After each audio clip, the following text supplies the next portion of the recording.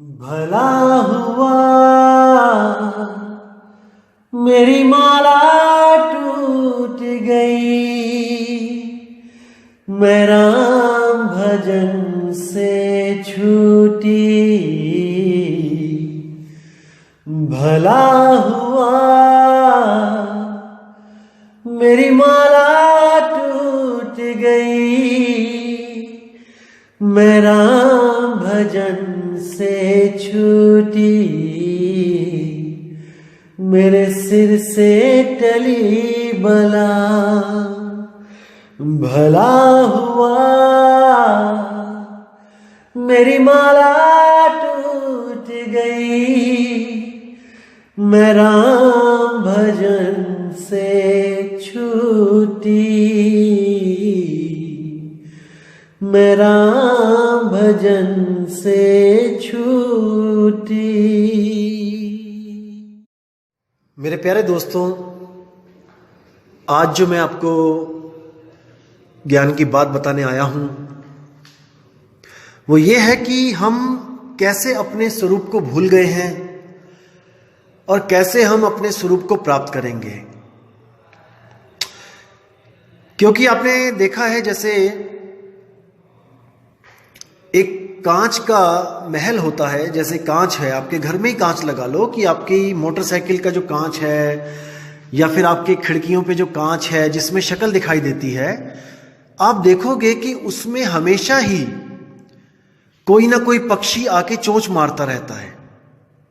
आप नोट करना, जिसने नहीं देखा है वो एक बार कांच लगा के देखना, किसी अपने घर के आसपास कोई रखना ऐसे छत पे कांच जहां पर कुछ पक्षी हों, दाना डाल के देखना उस कांच के आगे। तो वो पक्षी क्या करेंगे, वो दाना तो खाने आएंगे, लेकिन जैसे ही वो अपने स्वरूप को देखेंगे उस कांच में, वो उसमें चोंच मारना शुरू कर देंगे। या फिर कोई बड़ा सा कांच का टुकड़ा हो तो किसी कुत्ते को लेके जाना उसके पास, अपने ही कुत्ते को, और वही कुत्ता उस कांच में देखकर भौंकना शुरू कर देगा। और आपकी लाख कोशिशों के बाद भी आप कितना ही समझा लेना उसको, वो मानेगा नहीं और वो भौंकता ही जाएगा। हार के आपको उस कांच को ही हटाना पड़ेगा, तब वो शांत होगा। दोस्तों, यही स्थिति हमारी सुरती की है। हमारी सुरती जो इस शरीर में आ गई है, अब लाख समझाने पर भी वो ये मानने को तैयार नहीं है कि ये शरीर मैं नहीं हूं। हम इसी शरीर को स्वयं का स्वरूप मान के बैठ गए हैं। यही दिक्कत है, बहुत बड़ी दिक्कत है कि हम सुबह से लेके शाम तक केवल इस शरीर की सेवा करने में लगे हैं। सेवा कौन कर रहा है? वही सुरती, वही चेतन धारा। सुबह से लेकर शाम तक वही सुरती इस जड़ शरीर को सजने संवारने में लगी रहती है और इसकी पूरी पूरी रक्षा करती है, पूरा ख्याल रखती है इसका। लेकिन अंत में ये एक माटी के ढेर से ज्यादा कुछ नहीं रह जाता है। और जो अनमोल चीज होती है उसके बारे में वो कभी सोचती ही नहीं है। मतलब वो अपने बारे में कभी सोच नहीं पाती कि ये मिट्टी का घड़ा, ये मिट्टी का शरीर एक दिन टूटेगा, एक दिन छूटेगा, तो मैं कहां जाऊंगी। ये सुरती कभी भी विचार नहीं करती है, इसीलिए भटका खाती है, इसीलिए भटका खाती है। इसको कोई ऐसा गुरु मिल जाए जो इसको इसका ही लखाव करा दे, इसको ही ज्ञान करा दे, तो इसका भवबंधन हमेशा के लिए छूट सकता है। आपको एक स्टोरी सुनाता हूं छोटी सी। कई बंदे सोचते हैं कि अरे ऐसे कैसे हो सकता है, मैं खुद को ही प्राप्त करके कैसे मैं मुक्त हो जाऊंगा, मैं तो भगवान को प्राप्त करना चाहता हूं, मैं तो परमात्मा को प्राप्त करना चाहता हूं। कई लोगों के मन में ये शंका रहती है कि हम खुद को ढूंढने थोड़ी नहीं आए हैं इस दुनिया में, हम तो भगवान को ढूंढने आए हैं। दोस्तों, ढूंढा उसे जाता है जो खो गया होता है। भगवान खो नहीं गया, भगवान कोई बच्चा नहीं है जो वो खो गया अब उसको ढूंढोगे आप। खो आप गए हो इस मेले में, ढूंढना आपको है, खुद को, अपने आप को ढूंढना है। आपको मैं एक स्टोरी सुनाता हूं, आपको समझ में आएगा। एक बार एक आदमी होता है, बहुत पैसा कमाता है, उसको गुरु ऐसा मिला होता है कि वो उसको कहता है कि जिंदगी में पैसा ही गुरु है और कुछ नहीं। बहुत पैसा कमाता है, बेअंत पैसा कमाता है। एक दिन क्या होता है, उसको एक साधु मिलता है। वो उसको कहता है कि भाई तूने इतना पैसा कमाया है तो क्या करेगा, ये सब तो यहीं छूट जाएगा, तेरे हाथ पल्ले तो कुछ भी नहीं रहेगा, तूने तो अपनी जिंदगी बर्बाद कर ली। तो वो साधु को क्या कहता है, अरे जा यहां से, क्यों दिमाग खराब कर रहा है, तूने तो कुछ कमाया नहीं है और मैंने कमाया तो तू मुझसे जलता है, चल निकल यहां से, भाग यहां से। तो वो साधु को भगा देता है। दोस्तों, उसका ही एक बहुत अच्छा दोस्त होता है, बहुत करोड़पति दोस्त होता है। उसी दिन वो मर जाता है शाम को। अब जब वो मर जाता है तो उसके शमशान में जब वो जाता है उसकी लाश के साथ, तो उसको बड़ी चिंता होती है कि देखो इतना अरबपति खरबपति बंदा मेरा दोस्त सारा पैसा यहीं छोड़ गया। अरे भाई, यानी कि मैं मरूंगा, मेरा पैसा भी यहीं छूट जाएगा। यानी वो साधु सही बोल रहा था कि तूने तो जिंदगी बर्बाद कर ली इतना पैसा कमा के, तूने वो काम तो किया नहीं जो तूने करना था, भजन भक्ति, भगवान को ढूंढा नहीं तूने, पैसे को ढूंढता रहा। अब उसको पूरी रात नींद नहीं आती है। कहता है क्या किया जाए यार, कहां किस चक्कर में पड़ गया, मुझे कैसा गुरु मिल गया जिसने मुझे केवल पैसा कमाने का ज्ञान दिया और मैं पैसा कमाता रहा। अब मुझे अपने लिए कुछ करना पड़ेगा, भगवान को प्राप्त करने के लिए अब मुझे कहीं जाना पड़ेगा, किसी संत की शरण में। सुबह उठते ही वो जाता है और जंगल की तरफ निकल जाता है।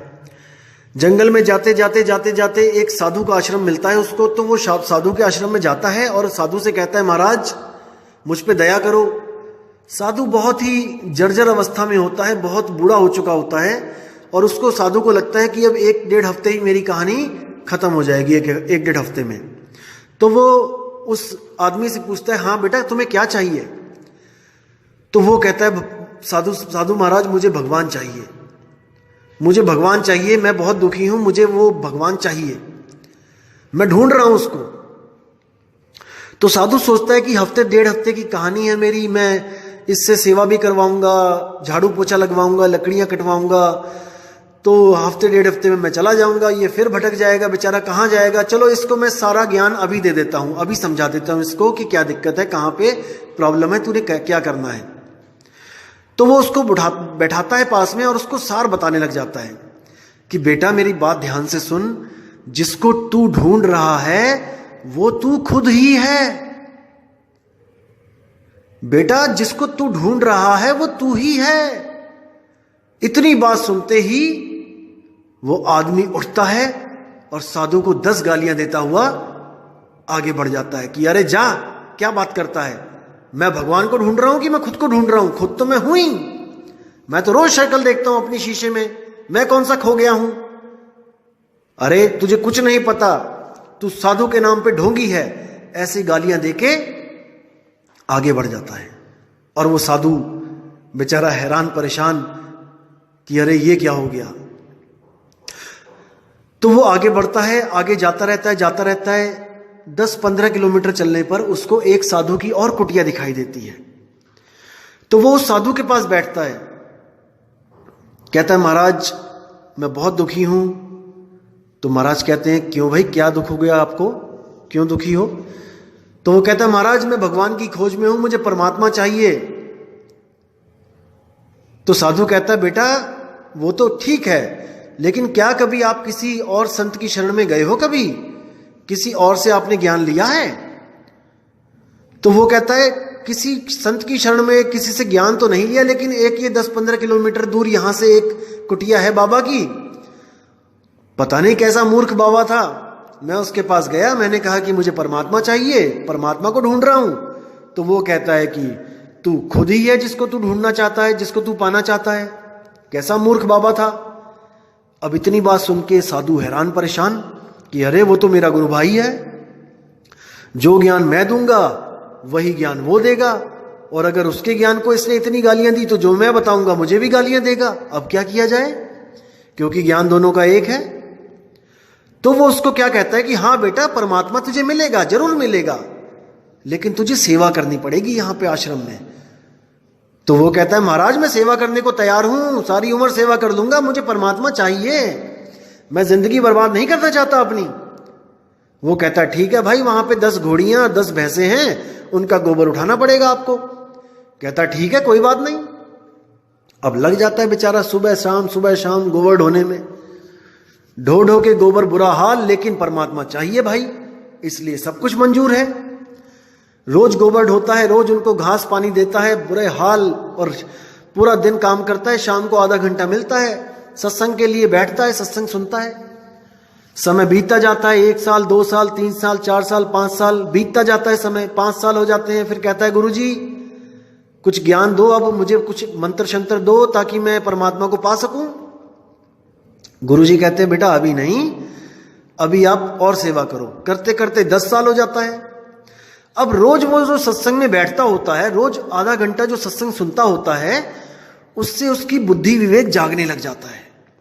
उसको सत्संग में पता लगने लग जाता है कि ये शरीर नाशवान है, ये शरीर हमारा स्वरूप नहीं है, असल में हमारा कोई और स्वरूप है जिसको हमने प्राप्त करना है।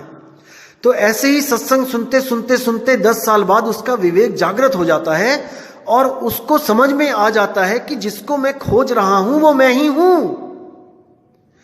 अब जब उसको इतनी बात समझ में आ जाती है सत्संग के द्वारा, तब वो सिर पे हाथ रख के बैठ जाता है कि अरे बाप रे, ये बात तो मुझे 10 साल पहले उस बूढ़े बाबा ने बताई थी कि जिसको मैं ढूंढ रहा हूं वो मैं ही हूं, और मैंने उसको कितनी गालियां देकर बेइज्जत कर कर उसको छोड़ के चला आया। कितनी बड़ी भूल हो गई मुझसे, हे भगवान मेरी भूल क्षमा करना। अभी इतना ही बात करता है कि दूर देखता है कि वही बाबा आ रहा है। किस्मत से वो बाबा ठीक हो जाता है, और वो बाबा 10 साल के बाद अपने गुरु भाई से मिलने के लिए आ रहा होता है। जैसे ही वो बाबा आता है तो वो भागा भागा उस बाबा के चरणों में गिर जाता है कि बाबा मुझे माफ कर दो, मैं वही हूं जो 10 साल पहले आपके पास आया था। बाबा आपने मुझे बताया था कि मैं खुद को ही ढूंढूंगा तभी मेरी मुक्ति होगी, आप बिल्कुल सही थे बाबा, मुझे माफ कर दो। आपने मुझे रोका क्यों नहीं, आपने मुझे रोका क्यों नहीं? तो बाबा कहते बेटा अगर मैं तुझे रोक देता तो इस आश्रम का गोबर क्या तेरा बाप ढोता? तो दोस्तों यही हालत हमारी हुई पड़ी है। जब तक हम इस दिमाग में डला हुआ गोबर नहीं ढोएंगे, नहीं निकालेंगे, बाहर फेंकेंगे, जब तक हम नहीं समझ पाएंगे कि जिसको हम ढूंढ रहे हैं वो हम ही हैं। खुद को ही ढूंढना खुदा को ढूंढना है, और खुद को पाना खुदा को पाना है। तो दोस्तों अब मैं विदा चाहूंगा। जय गुरु बंदी छोड़ मदन साहिब, जय गुरु बंदी छोड़ वैराग साहिब, जय जय बंदी छोड़ सतगुरु सत्य कबीर साहिब की सदा ही जय हो। साहिब बंदगी सतनाम।